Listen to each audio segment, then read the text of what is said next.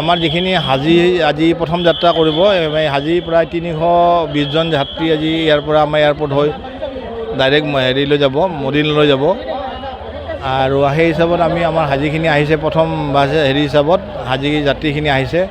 আমি সেইখিনি সুকলমে নিয়াৰ কাৰণে আমি চেষ্টা কৰি আছোঁ আৰু যিহেতু ইয়াৰ হাজীসকলৰ লগত যথেষ্ট সমাগম হয় জনসাধাৰণৰ গতিকে এইবিলাক আমাৰ যিখিনি আমাৰ কমিটি আছে এই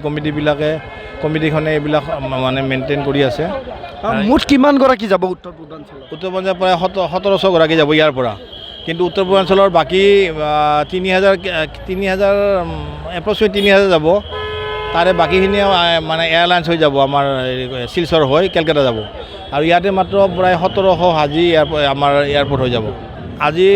320 গৰাকী যাব প্ৰথম ফ্লাইটত আৰু ৰাতি 2টা বজাত যিখন আছে সেইখনতো প্ৰায় 320 জন পেচেঞ্জাৰ যাব আমি প্ৰথম ফ্লাইটটো ৰেডি কৰি আছোঁ ছেকেণ্ডৰ কেতিয়ালৈ চলিব এটা 21 তাৰিখে চলিব 21 তাৰিখলৈ আমাৰ দুপৰীয়ালৈ চলিব আৰু কেতিয়া উভতি আহিব প্ৰায় 45 ডেজ পিছত তেখেতসকল উভতি আহিব ইয়াতে আমি আজাৰা এয়াৰপৰ্ট হোষ্ট ৰিচিপশ্যন সমিতিৰ সন্মানীয় চেয়াৰমেন আলতাফ হুছেইন ডাঙৰীয়াদেৱৰ নেতৃত্বত আমি হাজীসকলক সুকলমে আমাৰ গোপীনাথ বৰদলৈ বিমানবন্দৰৰ পৰা আমি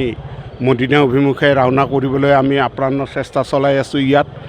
আমাৰ প্ৰায় 150 জন খিজমতদাৰে হজীসকলক খেজমত কৰি আছে যাতে হজীসকলৰ কোনো অসুবিধা নহয় তেখেতসকলৰ বেগসমূহ স্কেনিং কৰাৰ পৰা ইমিগ্ৰেশ্যনৰ পৰা গোটেইখিনি আমাৰ ইয়াতে ব্যৱস্থা কৰা হৈছে গতিকে ইনশাআল্লাহ আমি আশা কৰোঁ হজীসকল কোনো অসুবিধাৰ সন্মুখীন নহ'ব আমাৰ ইয়াৰ পৰা আজি 316 জন হজী মদিনা অভিমুখে যাত্ৰা কৰিব আৰু এই হজীসকলে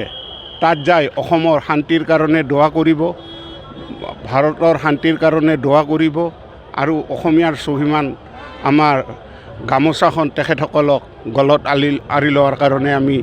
আমাৰ হজ কমিটিৰ তৰফৰ পৰা নিৰ্দেশনা জাৰি কৰা হৈছে এইটো হজ যাত্ৰাটো আমাৰ 21 তাৰিখলৈকে চলিব আৰু কেতিয়াবা 2খন ফ্লাইটো আছে গতিকে টোটেল আমাৰ